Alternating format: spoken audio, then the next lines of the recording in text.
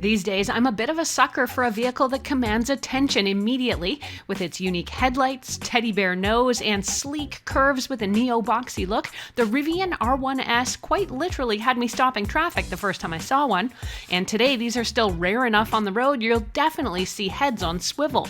And this vehicle is loaded with the kind of technology that will keep your head spinning, like regenerative braking that means you almost never need the brake pedal, an all-digital interior with almost no physical buttons, and you never need to turn it on or off, it just knows when you're ready to drive or stop. Recently, I had a chance to spend 3 days with the Rivian R1S, and in this full review, I'll take a look at what makes the vehicle unique, what it's like to drive and to ride in, and what the cargo capacity and the charging situation is like, as well as why you might find the company was being a little cheap when it comes to a few key features. I'll wrap things up with both the pros and the cons and let you know if I think I can recommend this luxury electric SUV to you. A quick word about how I'm going to do this review. I'm not going to get deep into things like horsepower and pound-feet of torque, and if you're looking for the nitty-gritty on the specs or 0 to 60 speed tests, you're not going to find that here. Partly because that's all stuff you can get from Rivian's website. I'm approaching this review as an average car shopper, someone who's interested in a comfortable but fun ride, the main features and how they work and what it feels like to drive. So in a nutshell, this is going to be a car review for real people by a real person. And lastly, since this vehicle was on loan to me for this review, I was asked not to take it off the road, so my testing is going to be limited to street and highway driving. Let's get to it. The Rivian R1S is the company's only 7-seater full-size electric SUV, and it shares a lot of specifications with its pickup truck sibling, the Rivian R1T. With the base model starting at a whopping $74,900 US in an increasingly crowded landscape, one would expect a premium-priced model to get a powerful motor with all the fancy bells and whistles you'd get in a fancy sports car. But I think the Rivian R1S isn't really trying to be like the Ferrari of electric SUVs. It aims to be more the iPhone of electric SUVs. And if you were around back in 2007 when the first iPhone was announced, it came out with a bang with some pretty innovative features combined with some divisiveness that really shook the category to its core. And I think I'm getting the same vibe here with the Rivian R1S. And as a tech enthusiast myself, the entire tech package really got me excited as well. But if you're one of those people that doesn't know your elbow from your web browser and you can barely operate your phone, this is not going to be the vehicle for you. The 2024 Rivian R1S series comes in a single trim level called Adventure, but the exact range and power specification depends on how your trim is configured. Fortunately, the base configuration already makes a strong impression with a 270-mile or 430-kilometer range. If you think you might need more range, you can get it in different options, which will allow you to max out at about 400 miles, but this could add up to $9,000 US to the cost of the vehicle. Now, depending on how much towing power you might want, same thing applies. Since this is the kind of info you can find on Rivian's website, I won't get too deep here, except to say that if you're looking for something very particular for your use case, you can choose among a few different packages for power, range, and trim levels. Let's get a closer look. I'd call the R1S boxy, but I sure don't mean that as a slight. In fact, I think the soft edges and gentle curves give it a bit of a lean towards space age without going full-on Tesla Cybertruck. This is what first drew my attention, though, these doe-eyed headlights. I think Rivian calls them stadium-shaped, and they're joined by a long LED headlight bar. The headlight bar, as well as the rear bar, doubles as a charging indicator, and it can also animate, like if you needed to indicate people to go around you in a breakdown. Let's get to the inside, and to do that, you'll need one of Rivian's keys or your smartphone. You can program your phone to open the doors, and I've read about a key card style key, but my loaner model here came with a lovely oval key fob. While it does have lock and unlock buttons, you're almost never going to need them because the key also has proximity sensing, so when you get near the vehicle, it'll unlock all the doors for you automatically. The reverse applies if you're heading away from the vehicle. Within a few steps, it's going to lock the doors and shut the vehicle down. I got used to this feature really quickly, and I found that I absolutely loved never needing to fish for the key. Rivian deserves credit for their attention to detail when designing the inside, since the cabin feels futuristic with some subtle luxuries, including delicate orange accents tucked away in out-of-the-way places. The front seats are where you'll experience the most iPhone part of the R1S experience, and this is likely the place where your love-hate relationship might begin. First impressions might matter though, because everything about the interior looks sleek and clean. Now, if you're transitioning from an older full-size SUV, you might find things maybe a bit too minimalist, because nearly the entire dashboard is missing any physical buttons or controls. The two screens are likely what you'll notice first. The huge 15.6-inch main screen houses all your driving and ride controls, including entertainment, settings for the car, as well as all your climate control. The screen is gorgeous and colorful and sharp and really makes a statement, while also being surprisingly straightforward to navigate.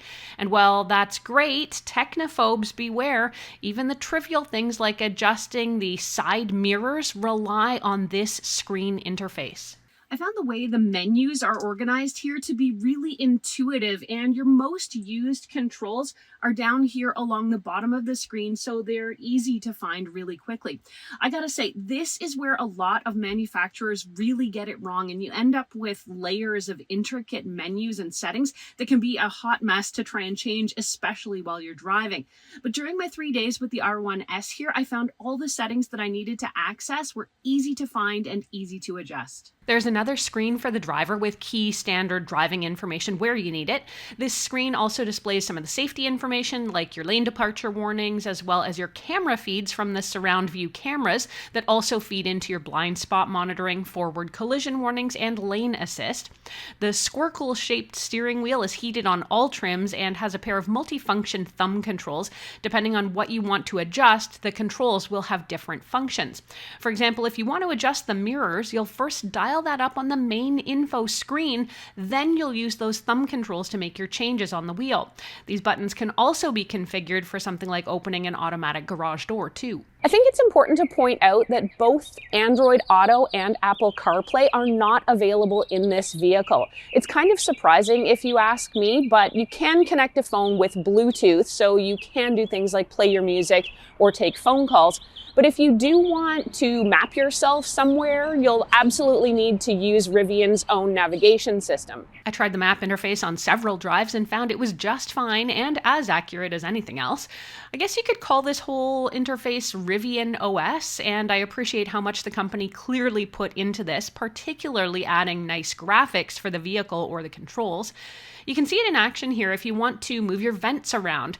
Now, kind of hilariously, you can't adjust your vents by hand. You actually need to drag your finger around the touch screen to aim the vents, but fortunately there is a corresponding visual cue. The touch responsiveness is really quite snappy here, and it feels really cool if you're doing something like fine-tuning the airflow here. But going through all of these menus may frustrate some folks. Fortunately, the settings will save to a memory setting, so likely you're really only going to have to do the bulk of your tinkering once. When it comes to the storage, the front door pockets are spacious. The center console has a cool dual door storage bin that you can open with the push of a button. The bin's not only roomy, but it also has two 60-watt USB-C ports, making this ideal for charging even something like a laptop. While the whole front doesn't have a glove compartment, the central storage area below the display does give you a lot of alternate space. Another aspect of this vehicle I found I really appreciated is the seating and the comfort. The captain's chairs here in the front, I'm not sure they're called captain's chairs, but the driver's seat anyway is really comfortable. It's got heated seats, it's got air cooling for it as well, depending on what you need. The headrest is supremely comfortable and sits at just the right angle to give you support, but not to feel like it's getting in your way. And man, overall, just everything about the driver's cockpit here contributes to a really, really comfortable ride. Campers and tailgaters will really enjoy the split hatch design, and while the top section is motorized, the bottom isn't and needs to be opened manually. Folding down the tailgate makes putting cargo in the R1S's 17.6 cubic feet or 499-liter interior behind the third row much easier. With the third row in use for seating, your cargo space is limited, but it actually feels a bit roomier than some other SUVs I've tried. Take a look here. When I put in a set of golf clubs, there's easily room for a second set back here, or a couple pieces of luggage too, plus more if you get to stacking. Also in the back, there is a hidden lower storage compartment. As expected from a high-end full-size SUV, you can drop the third row seats flat, raising your cargo capacity to 48.6 cubic feet or 1,300 and some liters. But I noticed a couple kind of major inconveniences. So this is one of the things I think is not the greatest about the Rivian here, and that's that this back row of seats has no power assistance whatsoever. So if you've got these seats in the down position for a little more cargo, check it out. Here's how you have to put them up.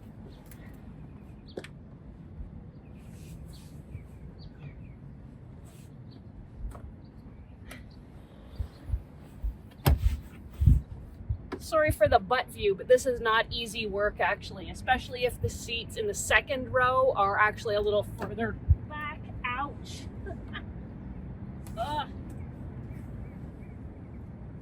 So between it's the second time I've hit my head on that.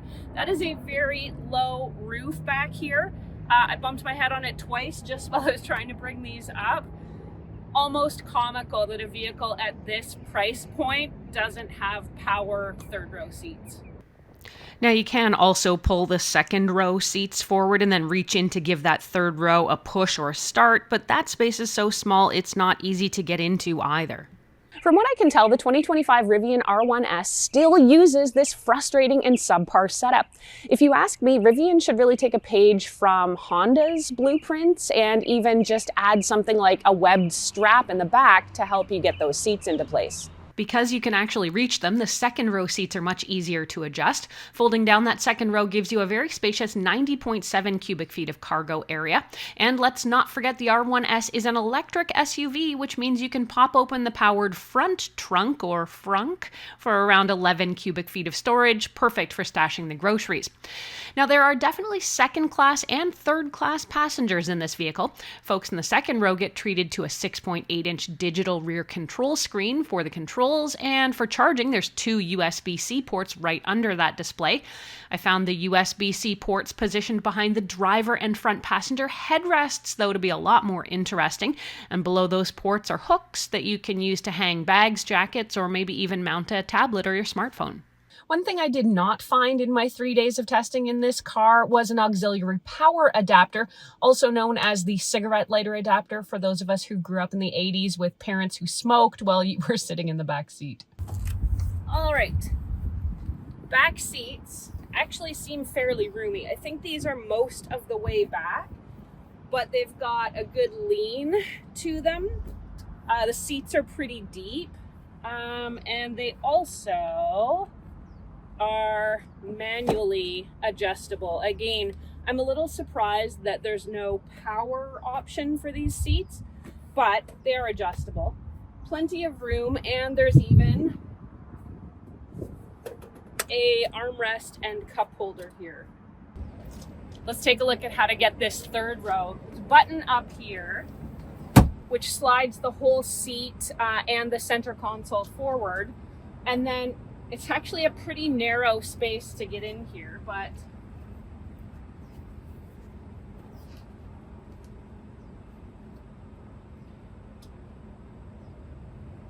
and then to bring it back, you know, it really feels like you're kind of trapped in here. It's very boxed in and fairly narrow, so I would call the third row ride not my favorite. I will say the headroom in the back here in the third row is actually quite substantial. Not very crowded. I don't feel like I'm going to whack my head on it at all. And it does have that very nice wide all glass roof, so you can check out where you're going and what's going on. Cup holders and some minor storage, plus a separate glass roof does ease the sting of the cramped space, but not by much.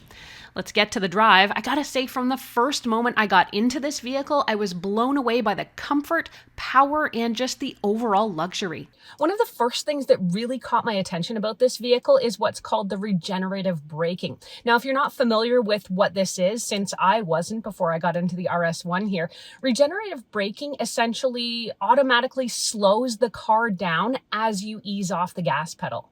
The first couple of minutes in the car, this was extremely disconcerting, and if you know the feeling of just being able to ease off the gas pedal and feel your car continue to move, this is the polar opposite. As soon as you start to pull away from the gas pedal, the car actively brakes, slowing you down. You can adjust this across 3 levels if you want more automatic braking or less. Now, if I'm being honest, it's kind of freaky being able to stop your car without ever using the brake pedal, but man, it's pretty easy to get used to.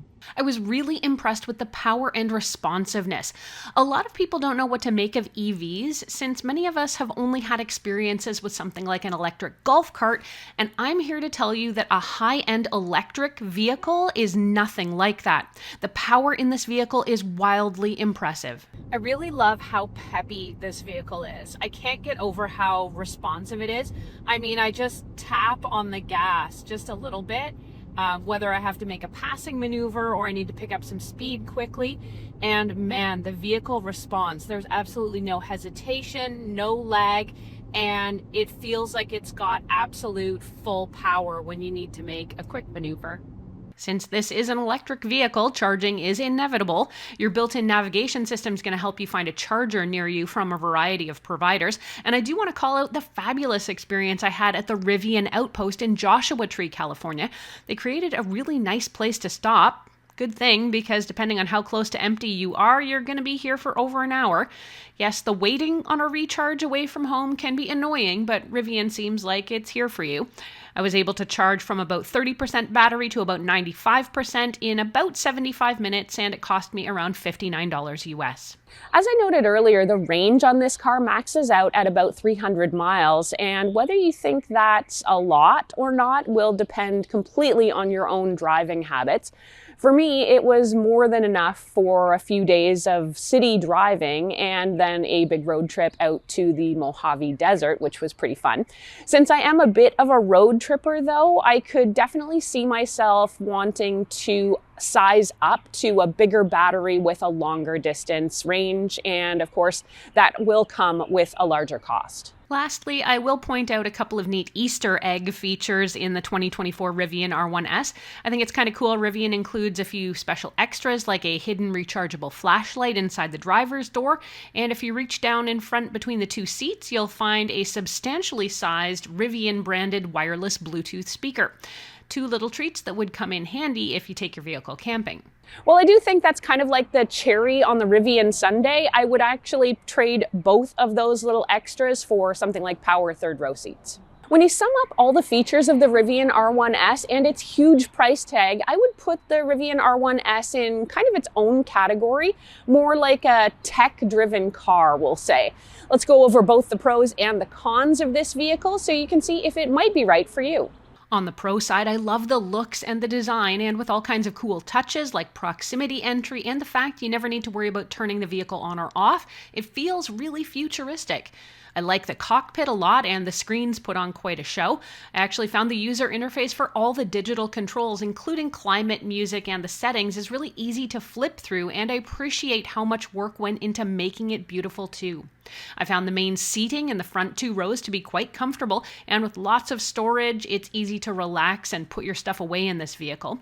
With safety features including blind spot detection, 360 cameras, and a high-definition backup camera plus lane departure warnings, I felt quite safe driving it. I was absolutely wowed by how much I fell in love with the regenerative braking, and I miss this immensely now that I'm back in my own vehicle. I found the range worked just fine for my short test period, and the charging experience was really nice. Plus, with amazing power, speed, and responsiveness, the inner Danica Patrick in me was definitely unleashed. So what were the downsides for me with this vehicle? I've touched on it a couple times, but that manual third row of seats is a bit of a joke in my opinion. It's probably the biggest thing I'd ask Rivian's engineering team to rework. I found the third row seating to be extremely cramped in terms of legroom and really could only advise putting small children back here. I also found myself missing the seamless connectivity of Apple CarPlay, but with that said, I did enjoy the Rivian interface. I also didn't find a remote start option for preheating or cooling. This is a huge downside, particularly for Canadian users and those in very hot climates. Now, it is possible I missed this because I didn't have the Rivian app to control the vehicle, so if anyone knows what the status is, I'd love to hear from you in the comments. In short, on its own merits, I was absolutely dazzled by my experience with the 2024 Rivian R1S. I think it is a very comfortable vehicle. It's thoughtfully made and designed, and I would absolutely recommend it to anyone with the budget to spend. The 2024 Rivian R1S sold new for about $75,000 US. And of course, you can probably get it today used or a year old for a lot less. And if you're thinking of stepping up into the 2025 version, I just took a look at it and it is more or less wearing 2024's underpants when it comes to the price. Now, keep in mind that other big car brands in the EV space in particular are offering their own luxurious experiences for a considerably lower asking price. Check out why I was surprised by the Kia EV9 I got to drive right now.